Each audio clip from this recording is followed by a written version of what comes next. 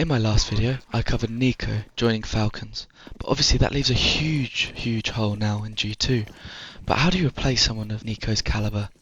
This is a guy that's been in HLTV's top 20 for the last 9 years, and now the top 5 for the last 5. Well, G2 think they've got their replacement in Mobs MD. I'm Astronaut CS, let's talk about it. Yes, there is obviously the news that HEAVYGOD is joining this roster, but he's not NIKO's replacement. They believe they've had his replacement lying in wait for the last 6 months, and now he's settled into the team.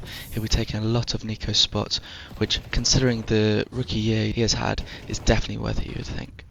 If Donk hadn't had the most unbelievable rookie year possible, I believe this guy probably would have been winning the award. So confidence in Mobs is high in this G2 roster, and hopefully we get to see him continue his impressive rise and extend into stardom as we have seen the glimpses in the second half of last year.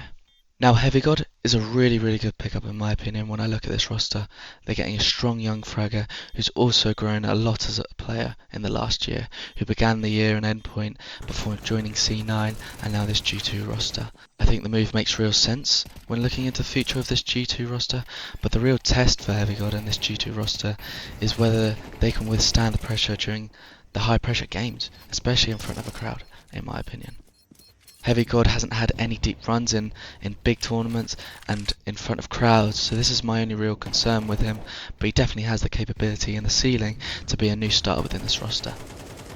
Mobs is also where a question mark could be raised, as the now added pressure of these star roles could be indicative of whether or not he has what it takes to become a superstar.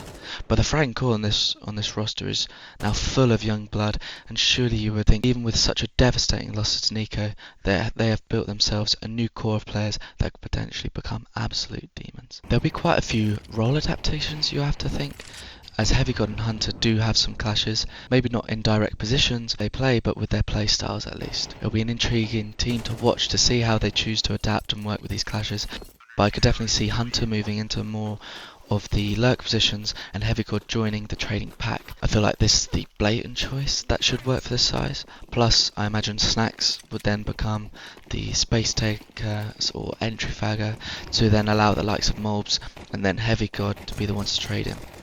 Going back to Hunter though, I think strong performances are going to be crucial for Hunter if he wants to keep his spot on this team, especially when firepower deficiencies in his roles can be detrimental to whether this team will function or not. And then you've got a player like Spinks who could easily join the fold as a like for like firepower upgrade for Hunter.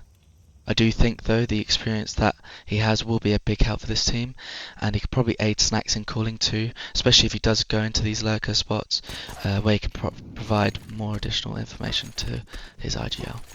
Talking of the IGLing though, it'll be a big test for Snacks to see how far his IGLing will take this team. Now that he has the full control of the wheel of the ship with NIKO's departure, it'll be telling to see how this roster shapes up in this upcoming season, whether they want to stay with him as their IGL. Will he be able to solidify his spot and undermine those preying on his downfall, or will he crumble and have the team lose trust in his ability to lead them? I think one thing is for sure though is that hopefully we get to see more of what Snacks actually envisions as an IGL, and I really hope he can come into his own.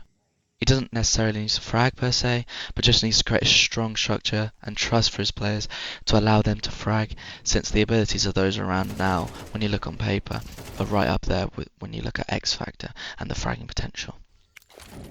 And finally for m0NESY, this is for me a matter of time. How long does he stay with this project? You know, it is rumoured that his contract ends sometime this year, so does this roster make him believe in staying? Can they win and compete for wins regularly, or will there be a fall off that ultimately decides his future?